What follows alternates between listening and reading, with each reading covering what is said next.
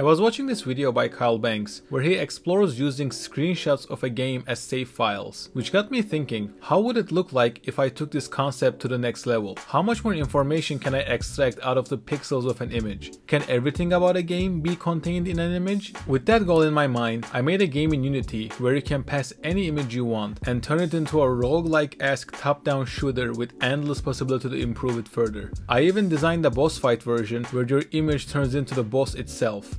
Well, before that, can you even read images in Unity? To try it out, I made a demo painting. I exported it and wrote a script in Unity to read the pixels of the image, and I was able to turn those pixels into square tiles in Unity.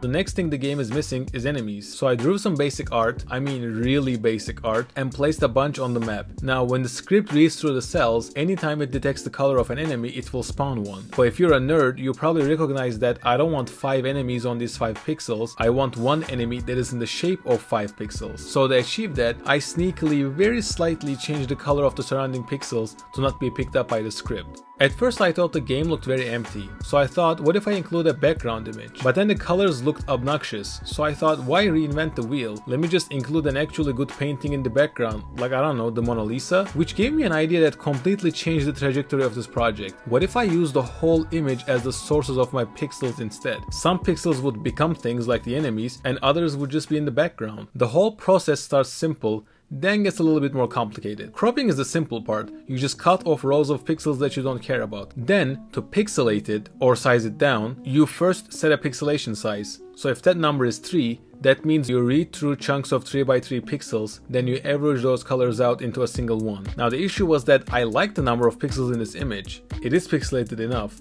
but there were still way too many colors for my taste, so I needed to do a third processing step called quantizing. You first read through the image and get all the unique colors on it. Then you reduce the number of the colors to whatever you want, say 16. These new 16 colors will be your palette in the final image. You go through each pixel again and set the color of the pixel to the closest one that's in the palette. And you can literally do this by calculating the vector distance, since colors also have 3 components. After some playing around with different image sizes, colors for quantizing, I landed on first cropping the image to a 640 by 640, then downsizing it 16 times for a final 40 by 40 image, and use 8 colors. I don't think there would be so many considerations in this process. Just look at these two images. What looks different? They are both pixelated to the same amount and they both have 32 unique colors. But in my opinion, the one on the right looks much better. If you look carefully, the one on the left has a single color for the whole background, but then has an insane amount of detail on the cloth, which is kinda unnecessary. I would like to have a more even distribution of colors throughout the image after quantizing. So I changed the algorithm from just choosing every nth color in the list, which doesn't necessarily ensure even distribution, to using k-means algorithm, which helped a lot. The final state of the image looks pretty good. You can still tell what the image is, and we can build these neat 10x10 arenas in this layout. So I tried the same algorithm on another image to test, this time a US president. I'm sure you can even guess who's on the picture, right? Yep, it's Obama.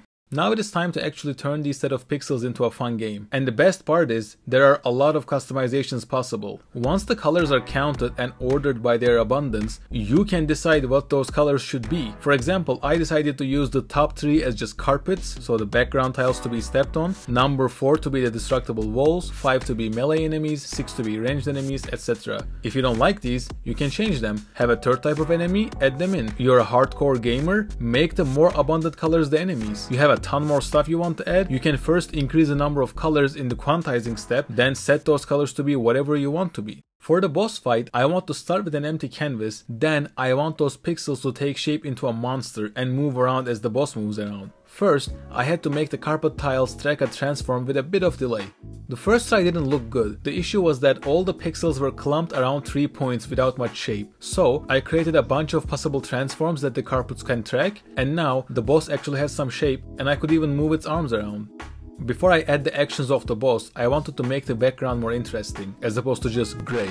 I wanted to have a bunch of pixels just orbiting around the background to give an end of the world vibe. I got one tile orbiting around the player as a test, then I did a bunch of pixels to orbit around the center. The honorable mention goes to the really cool looking bug when I was playing around with the color transitions over time. I should definitely use this for the final phase of the boss fight or something. So back to the boss fight, I did a large variety of movements to the boss. It can move its arms, move around or swing its arms around. You take damage if you get in contact with the boss, or the boss takes damage if it gets in contact with your bullets.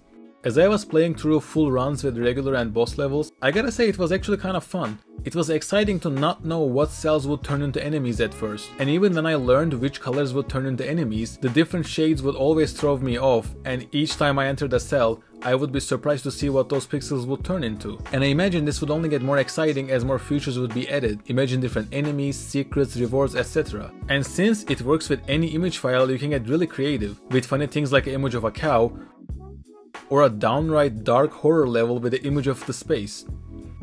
And in case you forgot, you can still paint your own painting to completely handcraft the experience you want to create.